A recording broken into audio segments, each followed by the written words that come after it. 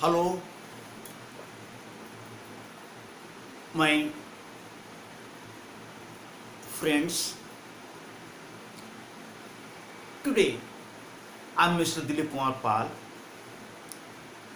reader in political science. Today, wants to present a nice video relating to a basic terms of political science, which is liberty. And in this video we'll discuss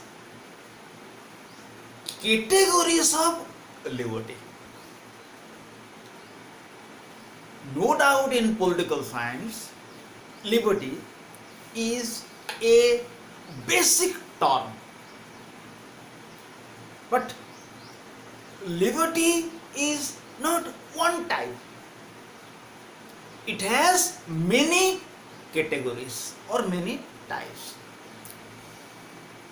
Just as in a class, students are different types. Teachers are different types. In the similar way, liberty has many categories. In this video, we'll take up what are the categories of liberty. And this topic, categories of liberty, will be useful not only to plus 2, plus 3 post-graduation students, but it will be very much useful to those students who are appearing competitive exams. So, I request my students to watch this video attentively so that they will be benefited and they will have good career. So, we'll start. Very good. So, what are the categories of liberty? Liberty is of how many types? But before we discuss what are the types of liberties, we must know first of all a few lines about the importance of liberty. What importance liberty has, or what value liberty possesses, we must know it first. So, what importance liberty has? God has given life to human beings. In addition with life, He has given liberty to human beings. It means God has given life to human beings, and along with life, God has given liberty. It means there is a very close relationship between human beings and liberty. Without liberty, without freedom, human life will be meaningless. Liberty is considered as a medium for the enjoyment of human life. If human beings will have liberty, they can enjoy their life. If they will not have liberty, their life will be a coarse one or will be a miserable one. So, for the life of every human being, liberty is very much important. But no doubt liberty is very important. But what are the types of liberties? Today we will take up various forms of liberty. The first one is natural liberty.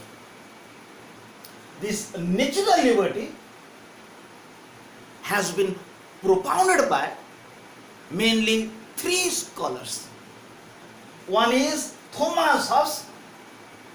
He, in his book Leviathan, published in the year 1651, told about natural liberty. John Locke, in his book Two Treatises on Civil Government, published in 1690, he also told about liberty. He also told about natural liberty. Jean-Jacques Rousseau, in his book Social Contract, published in 1762, also told about natural liberty. So, natural liberty has three propounders, three supporters. These three supporters were Thomas Hobbes, John Locke, and Jean-Jacques Rousseau. But what is natural liberty?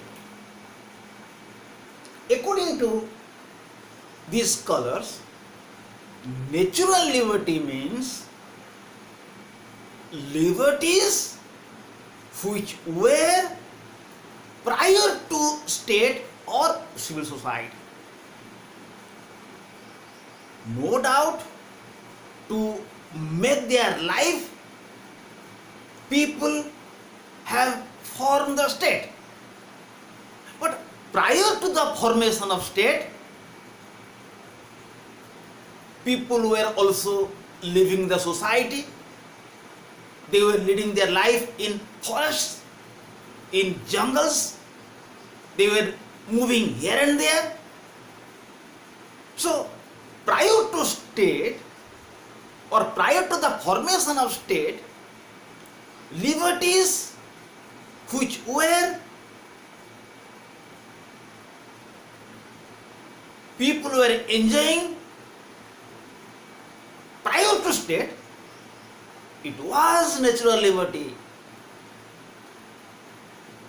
It means before the formation of state, people were also enjoying freedoms and liberties. They were enjoying unlimited freedoms. They were enjoying unrestricted freedoms prior to the formation of state. It was known as natural liberty. Natural liberty was unlimited. It was absolute. People were free to perform what they like. Kill whom you like, take what you can, was the order of the day. So, prior to the formation of state, liberties which were enjoyed by people, it was known as natural liberty. They were enjoying unlimited freedoms, absolute freedoms. There was nobody at the time to control their freedoms. They were free to what they like. They were independent in their actions. These freedoms, prior to the formation of state or civil society, were known as natural liberties. Okay, very good. Number 2 is civil liberty. Civil liberty means liberties which were given by the state to people. When state was formed, when civil society was formed, people were given some freedoms or liberties. Not only the state has given liberty to the people, but also state was protecting these liberties. Now, at present we have state and government. And state and government, they have given freedoms to people. Not only they have given freedoms to people, but also they are protecting freedoms of people. Nobody can violate these freedoms. Nobody can put restrictions on these freedoms. These are known as civil liberties. So civil liberty means liberties which have been sanctioned by the state. Not only the state has sanctioned, but also the state protects these liberties. These are known as civil liberties, like right to life, right to liberty, right to property, right to speak, right to form association, right to movement. These are all civil liberties. These are given by the state and these are protected by the state. These are known as the civil liberties. Okay? Very good. Number 3, personal liberty. Personal liberty means every person has some secrecy. Every person has some personal freedom. Every person has its personal life. And for the personal life of a person, there must be some freedoms. Without these freedoms, the personal life of a person will be hampered, will be influenced. So, for the personal life of a person, there are also some freedoms which are essential. These are known as personal liberties. For example, a right to take decision, right to think, right to marriage, right to lead a life within a family. These are all personal freedoms. If the personal freedoms will not be given, human life will be a miserable one. In democratic countries like India, America, Britain, people are free to enjoy their personal life.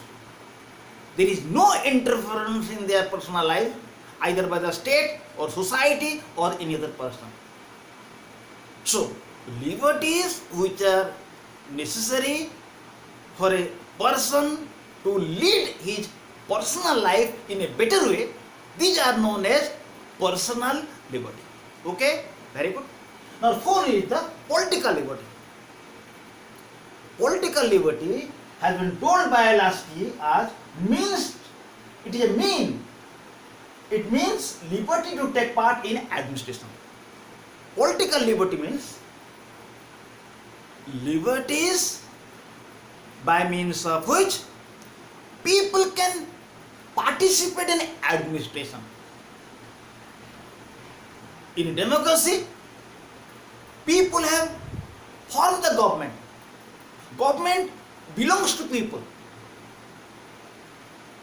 So, people give vote, people contest in election, people can criticize the government, right of people to hold public office. These are known as the political liberties. So, political liberty means liberties by means of which people can participate in the political process. In a democratic form of government, people are given political rights. So, by political rights, people are participating in administration. But in a communist country, people are deprived from political rights. People cannot participate in government. In communist countries, People cannot criticize the government. People cannot vote in the election. So, political rights means, or political liberties mean liberties by which people can participate in the political process. Okay, very good. Now, fourth one is the economic liberty. Now, fourth one is the economic liberty. Economic liberty means it is the liberty by means of which people are free to perform any work. Because in order to survive, people require some basic things. In order to exist, people can require some basic things like food, cloth and shelter. So, in order to get food, cloth and shelter, people cannot remain within the family. They will have to go outside to work. Whenever people are free to perform any work, when they are free to perform any occupation or profession, to earn basic things for themselves, it is known as economic liberty. In communist countries, people are not free to perform any work. The work is given to them. It is not economic liberty. But when people are free to perform any work, to earn their livelihood, it is known as economic liberty. Economic liberty also includes right to leisure, right to work minimum hours, right to get facilities in the working place. These are all economic liberties. Next one is moral liberty. Moral liberty means liberty which is based on human conscience. It means whenever people will perform something, they must be free to perform any work. They will perform what their mind will say to them. They will perform what their conscience will dictate them. So, whenever people are free to perform anything on the basis of their desire, on the basis of their will, it is known as the moral liberty. Moral liberty means whenever people are free to work on the basis of their desire, it is known as moral liberty. Because whenever people are free to perform as they wish, then only they can enjoy the fragrance of life. Whenever people will be compelled to do anything, or whenever people will perform something by the force of any other authority, this life is not a true life.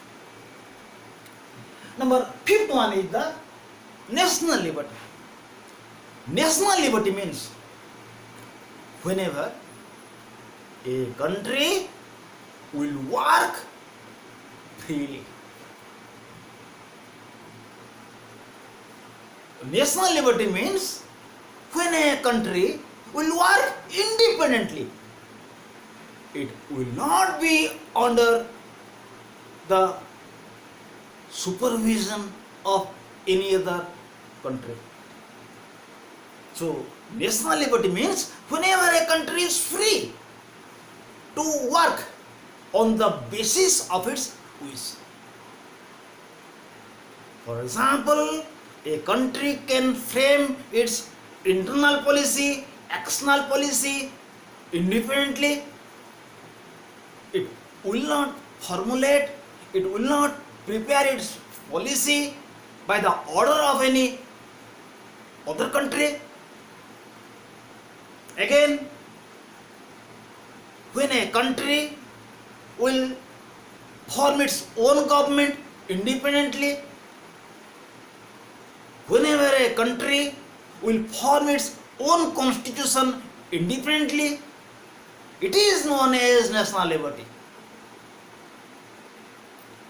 And national liberty resists imperialism. It resists colonialism. Imperialism means, or colonialism means, whenever a country will give direction to another country, or whenever a country will be under another country, it is not national liberty. National liberty means whenever a country will be free to take its own decision, free from external control, free from external direction, it is known as national liberty. For example, India got independence on 15th August 1947. Prior to 15th August 1947, India was under Britain. Prior to 15th August 1947, Britain was giving direction to India in which way to function, in which way not to function. India was under Britain. At the time, India had no national liberty. On 15th August 1947, India got independence. From that days, India is free to adopt any policy. India is free to amend its own constitution. India is free to adopt any other form of government. India is not working under the direction of any country. The moment India will work under the direction of any other country, it means India will lose its national liberty. Okay, very good. Last one is the international liberty. International liberty nowadays is very important. International liberty means it covers the entire world. It covers the entire globe. Now all the nations have realized that in the world there must be peace. In the world there must be tranquility.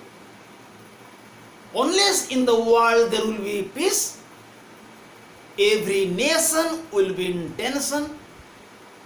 Every nation will be in different type of turmoil situation. So, whenever for the interest of the world, any nation can take any move for the world peace. In the world, peace is necessary. So all the nations of the world have been given freedom to take off any steps, any moves to maintain world peace. All the nations in the world are free to take off any peaceful moves. For example, no nation is restricted to take any move for world peace. All nations of the world have been given full freedom that they can take any move to maintain peace in the world. For example, every nation can take initiative to maintain world peace, take initiative to check wars in international and regional sphere, can take initiative to control production of lethal weapons, can take initiative to control pollution of the world environment, take initiative to solve international disputes peacefully. These are all the international liberties. So, international liberties mean all the nations have been given freedoms to initiate, to take effort for the benefit of the world. No nation is restricted to take any move for world peace. In the world, any nation of any region can take peaceful efforts for the benefit of the world. It is known as the international liberty. So, in this video we are clear that liberty is not one type, it has many categories. Just like human beings are different types in their nature, in their physical appearances, in their quality, in a similar manner, liberties are also different types, like mutual liberty, civil liberty, personal liberty, political liberty, economic liberty, moral liberty, national liberty, and international liberty. So, my dear students, you are clear that don't be confused. Liberty is one type. Liberty has many categories. So, in this video, you are clear that liberty has many forms. Every liberty is different from others. I think this video will be very much useful for my students. You should not only watch this video for the namesake, you should watch this video attentively so that you will be benefited. I request my beloved students that you should subscribe my channel so that in future you will get relevant videos which will be useful to them. Because if you lose your money, you can get money in future. But if you lose some important video, you lose it for life. Okay, my students, thank you to all, goodbye to all, smile please. Again we'll be here in another video. Till now, thank you to all.